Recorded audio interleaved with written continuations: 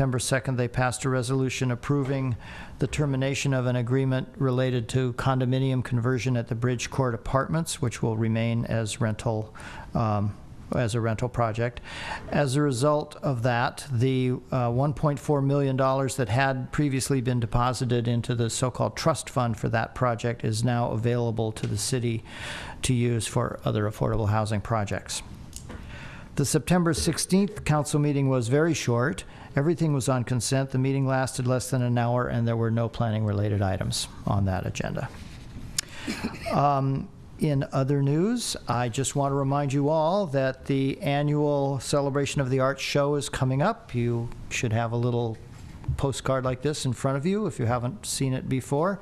The opening reception is next Friday, October 10th from 6 to 9 p.m. It's at Heritage Square, 6121 Hollis Street, Suite 900. I'm told that that's right behind Bucci's. I'm sure it won't be hard to find.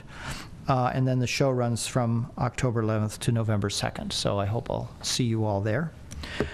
And lastly, just to remind you that your next meeting is on October 30th. Tonight's meeting, which would have been the regular September meeting, was moved back a week to avoid a conflict with Rosh Hashanah, so it got pushed into October. And then the regular October 23rd meeting has also been pushed back a week just to retain 4 weeks between meetings. So your next meeting will be October 30th. And that concludes my report. I'd be happy to respond to any questions you may have. Can you give us a little bit, just briefly, a little bit more background on the termination of that agreement with Bridgecourt? And well, I was afraid you were going to ask that. It's kind of complicated.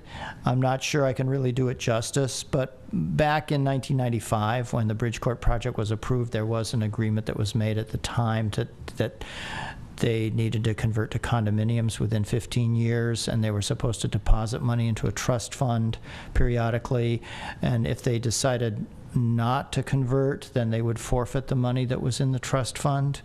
And they ultimately did decide not to convert. There were a lot of issues related to it. There are a lot of BMR units, below market rate units, in that project, and it was staff's feeling that most likely many of the people who are occupants of those BMR rental units would probably not have been successful as homeowners, so we might have ended up with a lot of foreclosures, and the city would have lost the BMR units if they'd gone into foreclosure, and it just seemed like it was not a promising prospect, but they had decided not to convert to condominiums anyway. And so as a result of that, they forfeited the $1.4 million that was in the trust fund, which we now have available to us for any affordable housing project we want to use it for.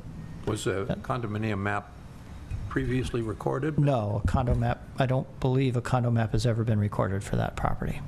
so the existing affordable rental units remain affordable? Oh, yes.